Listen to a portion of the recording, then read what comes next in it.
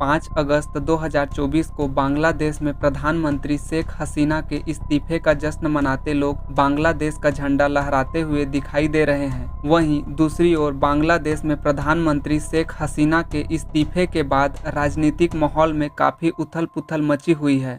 बांग्लादेश की प्रधानमंत्री शेख हसीना ने बढ़ते विरोध प्रदर्शन के बीच सोमवार को अपने पद से इस्तीफा दे दिया और C-130 हरक्यूलिस सैन्य परिवहन विमान से नई दिल्ली के निकट हिंडन एयरबेस पहुंची। फिर इसके बाद खबर मिलती है कि अवामी लीग के ढाका जिले के दफ्तर में प्रदर्शनकारियों ने आग लगा दी है। प्रदर्शनकारियों ने यह आग सोमवार शाम 4 बजे के आसपास लगाई। बांग्लादेश में मुख्य रूप से छात्रों के नेतृत्व में हुए विरोध प्रदर्शन में शुरू में सरकारी नौकरियों के लिए कोटा प्रणाली को समाप्त करने की मांग की गई थी, लेकिन बाद में यह प्रधानमंत्री हसीना और उनकी सत्तारूढ़ अवामी लीग पार्टी के खिलाफ व्यापक विद्रोह में बदल गया। रविवार को ढाका में हुई झड़पों में कम से कम 95 लोगों की मौत हो गई, जिनमें 14 पुलिस अधिकारी शामिल थे और सैकड़ों लोग घायल हो गए। प्रदर्शनकारियों ने ढाका में 3A धान मंडी स्थित अवामी लीग की अध्यक्ष शेख हसीना के कार्यालय को भी आग के हवाले कर दिया। प्रदर्शनकारियों को नारे लगाते और शेख हसीना के इस्तीफे की खबर का जश्न मनाते देखा गया। उनके द्वारा प्रधानमंत्री के आवास में जाकर विभिन्न प्रकार की गतिविधियों को भी अंजाम दिया गया। वहां विभिन्न प्रकार के प्रदर्शनकारी अलग अलग प्रकार की प्रतिक्रियाएं करते हुए प्रतीत हो रहे हैं। कई लोग प्रधानमंत्री निवास के कुर्सी, सोफा, गद्दे, पंखा, मछली, मुर्गियां आदि विभिन्न प्रकार की चीजों को लूटते हुए प्रतीत हो रहे हैं। वर्तमान में बांग्लादेश की प्रधानमंत्री शेख हसीना ने अपने पद से इस्तीफा दे दिया है। इसके साथ ही विपक्ष के अनुसार 15 साल से चले आ रहे तानाशाही शासन का अंत हो गया है। इसके साथ ही पूरे देश में जश्न का माहौल है। सेना प्रमुख जनरल वकर-उज-जमान ने सोमवार को एक बयान में कहा कि एक अंतरिम सरकार तत्काल प्रभाव से कार्यभार संभालेंगी तथा उन्होंने नागरिकों से सेना पर अपना भरोसा बनाए रखने को कहा। जमान ने कहा, मैं आप सभी से अनुरोध करता हूं कि आप थोड़ा धैर्य रखें, हमें कुछ समय दें और हम सब मिलकर सभी समस्याओं का समाधान कर पाएंगे। कृपया हिंसा के रास्ते पर वापस न जाएं और कृपया अहिंसक और शांतिपूर्ण तरीकों को अपनाएं। दरअसल सरकारी नौकरियों में आरक्षण के खिलाफ कई सप्ताह तक चले विरोध प्रदर्शन के बाद देशव्यापी अशांति फैल गई, जिसके बाद हसीना ने इस्तीफा दे दिया। सरकार द्वारा प्रदर्शनों पर की गई कार्यवाही में कम से कम 280 लोग मारे गए और हजारों लोग घायल हो गए। अकेले रविवार को ही 90 से अधिक लोग मारे गए, क्योंकि सुरक्षा अधिकारियों और प्रदर्शनकारियों के बीच झड़पें बढ़ गई और प्रदर्शनकारियों ने हसीना से पद छोड़ने की मांग की। पिछले महीने शुरू हुए विरोध प्रदर्शन के बाद से रविवार को सबसे अधिक मौतें दर्ज की गई।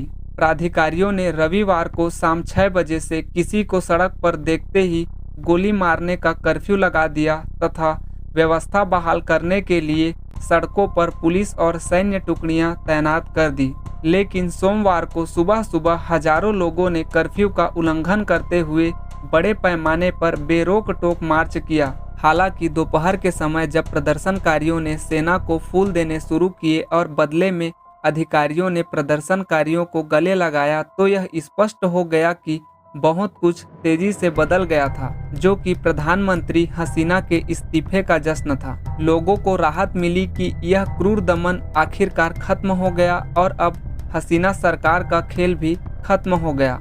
दरअसल इस विरोध प्रदर्शन का संपूर्ण कारण 1971 के स्वतंत्रता संग्राम के नायकों के बच्चों को दी जाने वाली 30% की आरक्षण व्यवस्था ही थी। इस पर हमने विस्तार से चर्चा हमारी पिछली वीडियो में किया है, तो अगर आप इस व्यवस्था को गहराई से जानना चाहें तो उसे देख सकते हैं। इस 30% आरक्षण के आड़ में हसीना अपने करीबी और अवामी लीग के लोगों को फायदा पहुंचाती थी, जिससे कि इसके चलते विभिन्न प्रकार की परीक्षाओं और भर्ती प्रक्रिया में मेरिट प्राप्त करने वाले स्टूडेंट भी पीछे रह जाते थे। और वहीं 30% आरक्षण की वजह से कई लोग इस भर्ती प्रक्रिया में शामिल हो जाते थे और बड़े बड़े पदों पर चयनित हो जाते थे। इस प्रकार एक प्रधानमंत्री की स्टूडेंट के प्रति क्रूरता के खिलाफ बांग्लादेश के छात्रों द्वारा विरोध प्रदर्शन किया जाता है, परंतु 15 साल से लगातार राज कर रही शेख हसीना को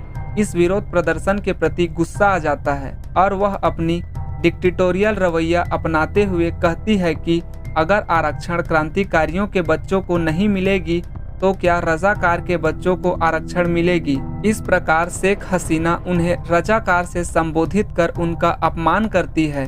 दरअसल रजाकार वाहिनी एक समूह थी जो 1971 के युद्ध के समय पाकिस्तान का समर्थन कर रही थी और इस बात से प्रदर्शन कर रहे छात्रों का प्रदर्शन और भी उग्र हो जाता है और इस प्रकार देश में धीरे धीरे झगड़ा, हिंसक मारपीट, छीना झपटी भी चालू हो जाती है। धीरे धीरे यह विरोध प्रदर्शन इतना उग्र हो जाता है कि शेख हसीना को अपने प्रधानमंत्री पद से इस्तीफा देकर अपने ही देश छोड़कर पलायन करने की नौबत आ जाती है। जैसे ही प्रधानमंत्री शेख हसीना अपने प्रधानमंत्री पद से इस्तीफा देकर वहां से रवाना हुई, वैसे ही वहां के छात्रों द्वारा प्रधानमंत्री आवास में घुसकर लूट खसूट कार्यक्रम चालू कर दिया गया। अवामी लीग कार्यालय को आग लगा दिया गया। शेख हसीना के पिता मुजीबुर रहमान के प्रतिमाओं और मूर्तियों को तोड़ा गया। जगह जगह में लगी उनकी तस्वीरों व प्रतिमाओं पर कालिक लगाकर उनका अपमान किया गया।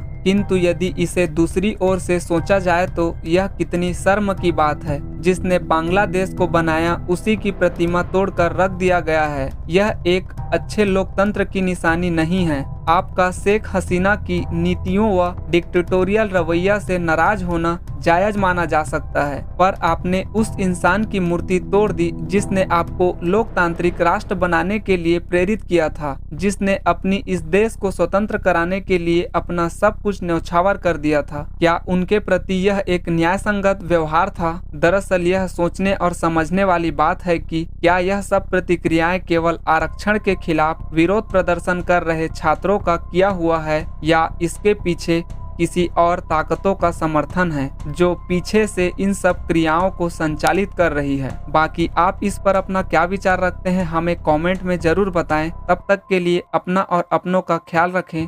धन्यवाद।